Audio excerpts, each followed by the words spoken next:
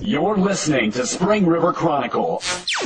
Audio on the go. First National Banking Company. Get checking that pays with Super Plus Checking at FNBC. Highland Police bring chase to a hard end in Hardy. By Lauren Siebert. On October 18, Billy James Kiefer, of Ravenden, Arkansas, was charged with fleeing, assault, and aggravated assault after a high-speed car chase ended with a collision between the vehicle Kiefer was driving and a police cruiser driven by Highland Police Officer Brian Buchanan. The chase began when the Sharp County Sheriff's Office was advised by Fulton County law enforcement that a stolen vehicle may be headed toward Sharp County. Shortly thereafter, the vehicle in question was spotted by Ash Flat Police Officer Dan Fry near Highland, headed toward Hardy. Fry began pursuit down Highway 62 and 412, beginning on the Ash Flat side of Highland. The vehicle was all over the road passing other vehicles in the passing lane, Fry stated. At this point the vehicle was speeding between 60 and 70 miles per hour. The vehicle ran a red light at the light in Highland, and sped up while approaching the school zone, Fry said. At this point the vehicle was clocked at speeds over 100 miles per hour.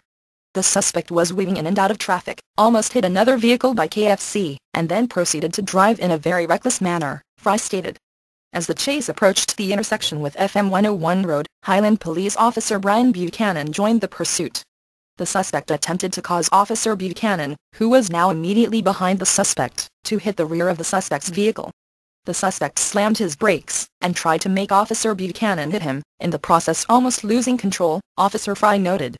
The suspect continued toward Hardy, at times passing on the shoulder and weaving in and out of traffic, while maintaining speeds over 100 miles per hour. As we approached Arkansas Traveler Road, the suspect hit his brakes again and swerved into Officer Buchanan's path, where contact was made again, Fry stated, adding that, this time the suspect lost control, and spun across the highway, coming to rest in the driveway at R&R Ready Mix. The suspect then tried to take off again, so Officer Buchanan ran to the driver's side of the vehicle, disabling it and ending the pursuit. Officer Buchanan and I took the suspect into custody at that time, Officer Fry said, adding that, thankfully, no one was hurt, and that is what really matters. You're listening to Spring River Chronicle. Audio on the go. First National Banking Company. Get checking that pays with Super Plus Checking at FNBC. Ozark Acres New Deputy by Lauren Siebert. Ozark Acres Suburban Improvement District SID held their monthly meeting October 18 at the Ozark Acres Clubhouse, to discuss the plans being made for road repairs. This was originally on the agenda for the September meeting, but discussion of the topic was postponed, as other informal discussions occupied the time and they were unable to cover the agenda items. For this meeting, the SID decided to skip the usual informal question and answer period, and conduct SID business first, due to the amount of material, which had to be covered for this meeting. From this point on we will adhere closely to Robert's Rules of Order, because up until this point we had become lax, and as we all saw by the last meeting, that is no longer effective, SID Chairman Keith Conklin said. At this meeting, Conklin gave his PowerPoint presentation on future plans for a variety of possible financial solutions for acquiring the funds to fix the roads and better maintain Ozark Acres. We only have two options to veto what we are about to discuss, and say we are happy with things the way they are, Conklin continued, or to play catch-up for the last 30 years, and try and start again and improve our station. When Ozark Acres residents showed discontent over the two options, Conklin explained that it took funds that SID did not currently possess to fix the roads. It costs roughly $25,000 to chip and seal a mile of road, which would last from 3 to 5 years, Conklin said, adding that it costs about $120,000 to asphalt a mile of road, which would last for 8 to 10 years. With Ozark Acres having 22 miles of road, it would cost $1.5 million to redo and maintain the roads. The PowerPoint presentation covered plans for the next 10 years, and Conklin explained how the previous SID commissioners had been unable to solve the problem. I believe the previous commissioners were unable, because they were afraid to do what we're doing now and discuss raising the land assessments, Conklin said. In other business, the new commissioner in charge of security was introduced, as well as the future contract sheriff's deputy for Ozark Acres. The new security commissioner is Beatrice Sharp. B is going to be our new commissioner in charge of security. She has extensive experience in law enforcement and a lot of other areas as well, and we are delighted to have her on board, Conklin said. After introducing the new commissioner, Conklin gave her the floor. I have an open-door policy. Anytime you would like to talk to me, just call me, Sharp continued. If you have concerns in your neighborhoods or street, any problems with security or feel unsafe on your block, or whatever, just give me a call. I'm open to any suggestions to make it safer in the community. Sheriff Mark Counts was present to introduce the future contract officer for Ozark Acres, Jerry Eldridge. Eldridge is a retired United States Army officer, and is currently negotiating his contract with Ozark Acres and the Sharp County Sheriff's Department.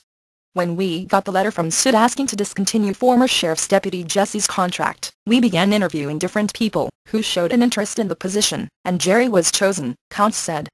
Jesse was present at the meeting, and said, "I think Jerry will do a great job. I wish nothing ill on the community out there. I really do wish them the very best."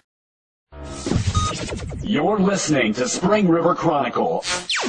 Audio on the go. First National Banking Company. Get checking that pays with Super Plus Checking at FNBC. Wilford School reduced to ashes by Lauren Siebert on the morning of October 24. James Swinford set fire to the remains of the old Wilford School, after removing what could be salvaged. Swinford had purchased the old school earlier in the year, constructing the new Song Church nearby on part of the property. "I asked the mayor if we could burn the old school. He said go ahead and burn it," Swinford said. Some citizens were concerned there may have been asbestos in the remaining portion of the school. "There was no asbestos insulation in the school, even before we began disassembling it," Swinford stated. A citizen in the community had stopped in the early morning to inform Swinford the EPA had been notified. "A gentleman stopped by this morning and informed me the EPA had been called," Swinford stated. "I want to assure him there was nothing hazardous burned and the EPA is welcome to check."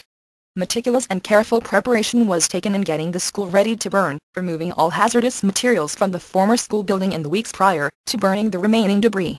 "We took out any and all fiberglass insulation and there wasn't much," Swinford said. "There were about 6 bats of insulation, and they were given away to individuals to use for their homes.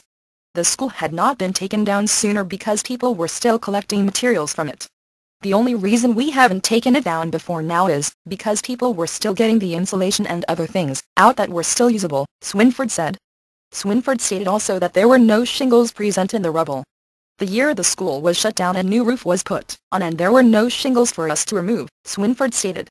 Once the salvage phase was done, the school structure was finally torn down, about 3 days prior to its burning.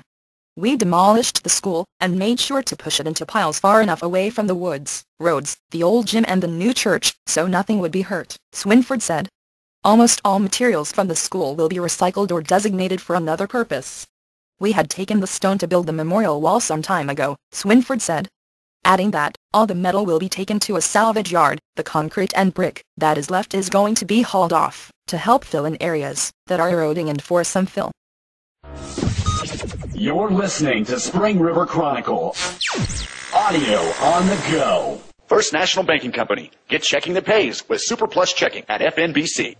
American Legion benefit for Wilford resident Rick Hively by Lauren Siebert. The American Legion in Wilford is holding a benefit on November 5 for Rick Hively, a Wilford resident in desperate need of brain surgery.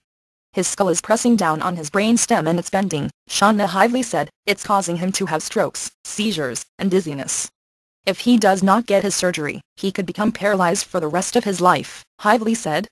As of right now, Hively must follow very strict guidelines in order to function.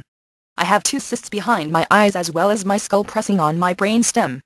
I cannot look up or bend down," Hively noted, adding that, "I'm not supposed to lift anything, which has been difficult, because I have lived a very physical and active lifestyle for years." Hively has a consultation at UAMS on November 4 to schedule surgery. "There is a possibility they may go ahead and do the surgery while we are down there," Hively said. "We're still waiting on the call." Hively plans to attend the benefit, unless the surgery is done on November 4.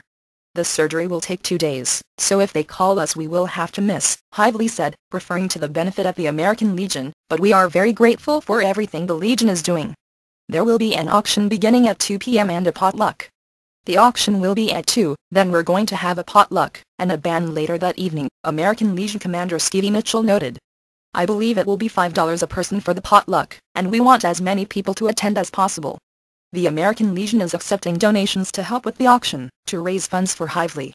Donations may be dropped off at the American Legion during business hours, or you can call 870-966-7447 and ask for Joan or Stevie to make other arrangements. Thanks for listening to Spring River Chronicle Audio on the Go. Be sure to subscribe to the paper and check us out online at myspringriver.com.